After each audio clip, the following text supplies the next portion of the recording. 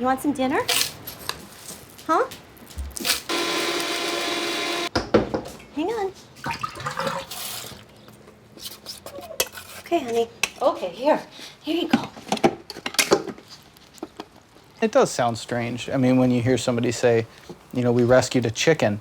If you say, oh, we rescued a pit bull or we rescued a cat, people are like, oh, that's so wonderful, that's so great. But you say, you rescued a chicken from what? Right? Is there a chicken in there? Is there a chicken in there? That's a beautiful chicken. Do you worry about being a crazy chicken lady? I just never thought that I would be a chicken person. I don't know, I never really connected with a chicken before. I never had the opportunity to before Penelope. They're flock animals, and we're her flock. I mean, she really does treat us like family. She's with us all the time. Those are big nails. Who's in there? Super curious, very interested. Penelope, what's Daddy doing? Where's it going? Are you playing video games with Daddy? Good job. Her nickname is Penelope because she is a machine. This is Penelope's diaper. It goes up around her tail, nice and high. Okay, go for a walk. There you go, good girl. We are convinced that sometimes she gives us like vengeance poops. You know, if we're not giving her enough attention. She loves chin rubs. She has so much personality. And she's so loving. Did you burp? Did she go blind or did she lose her eye? She went blind. Her eye is sunken in. She's doing a pretty okay job, though. All the things considered that she's been through. Abuse in Brooklyn, and tonight a group of residents there trying to stop the systemic and bloody slaughter of chickens right in the streets. But they're facing a big obstacle. This is an annual religious ritual practiced by Hasidic Jews.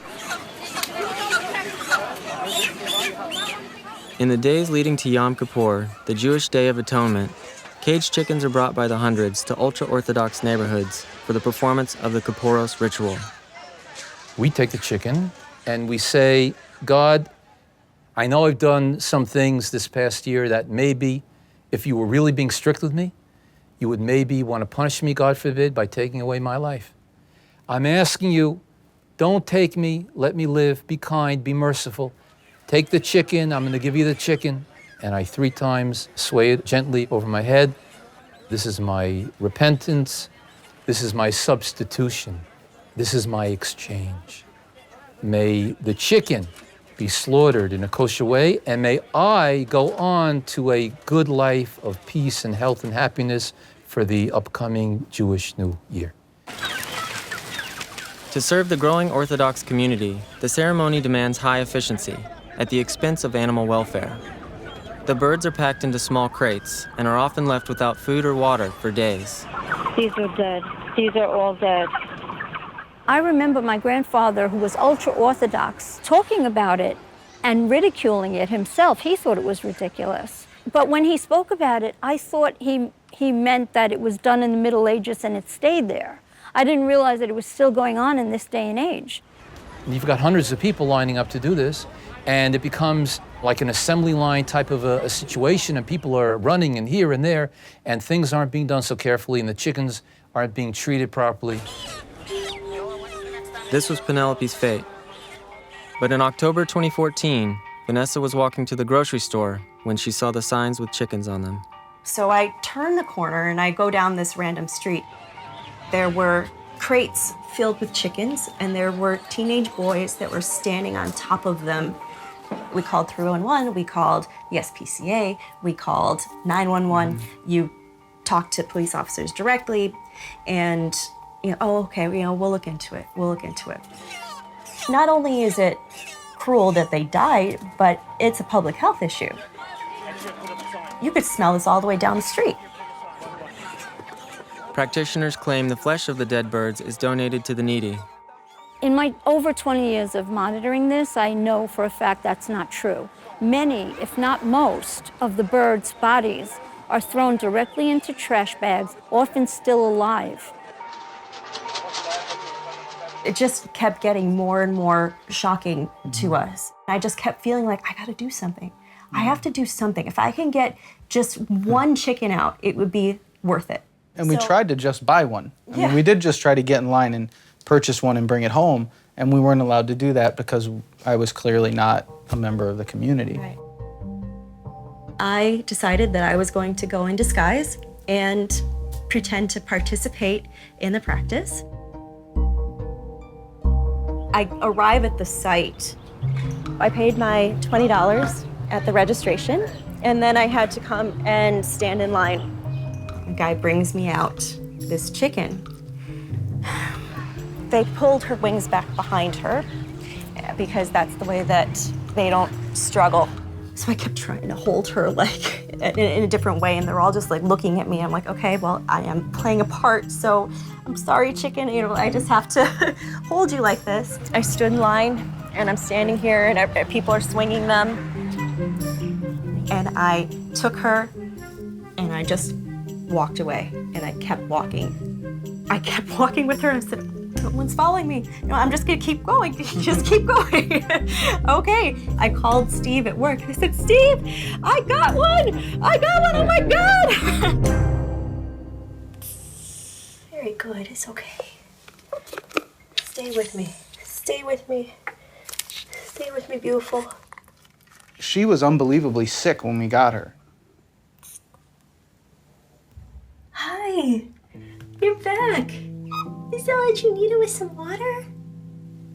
We were holding on to hope that she would just make it through that first night.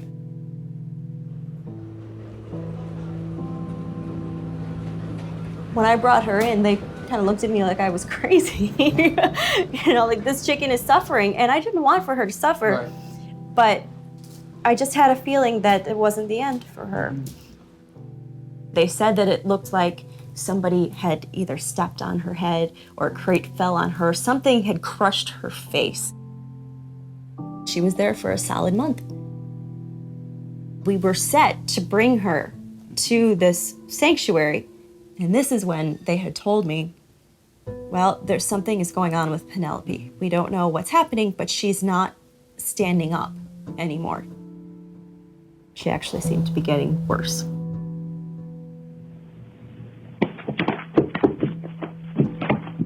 She lost total feeling in both of her feet. It was like watching her rot.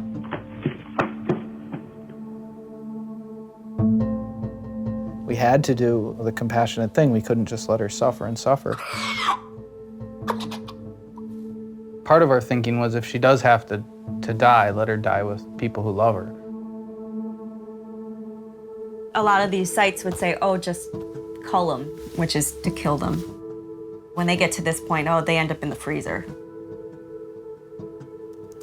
And then I said, okay, what are some natural cures for Marek's? Because the vets don't have a cure for it.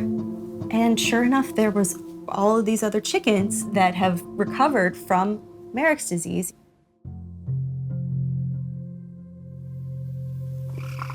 Yeah, there's a purr. She's been trying to use her legs a lot more today, so we're hoping she's on the mend. I had to go out of town for a wedding. It was interesting being home alone with Penelope. I have absolutely no background in taking care of a chicken. I had a parakeet when I was a kid, and it didn't last long. So I did my string of luck with keeping birds alive wasn't good. It was college football season, so she would sit next to me on the couch in her box, and I would give her the play-by-play. But I didn't think it was really fair that she couldn't see the TV, so I tried to think of a way that I could elevate her out. And I found that people had made these little therapy swings for their chickens out of like a big container box and a towel. I stuck her in there, and she started to push with her feet, and she started to actually use her feet again. Steve is calling me, and he said, Vanessa, she's trying to stand up. She's trying to stand up right now. I think that she's gonna walk. Okay, almost there. Oh, okay. She could only do spurts. She would walk a few steps and then she would sit down, walk a few steps and sit down. But I mean, it was obvious that something miraculous had happened in this little bird's body, and she just kept getting better. Come on, let's go. Come on, Penelope. Come on. Oh, come on. Careful. Where's Penelope? Hi, Penelope. And at this point, we knew she was gonna make it. We knew that she was gonna survive. And now all of a sudden it was, well, now what?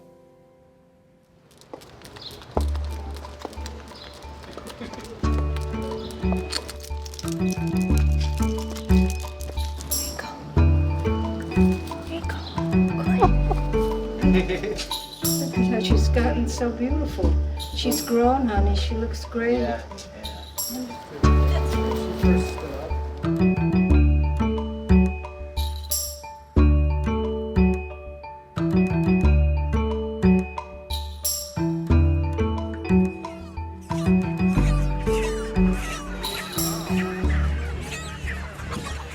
The way in which Kaupp is done these days is pretty bad. It is intrinsically violating our very own tenets of our religion, of cruelty to animals. Absolutely. There's a better way to do this. But change doesn't come easy, especially for strict Orthodox Jewish people. We're an insular community, and we have a lot of historical anxiety and stresses upon us, and our relationship with the non-Jewish surrounding community. So we have to work together peacefully to the common goal and the common good.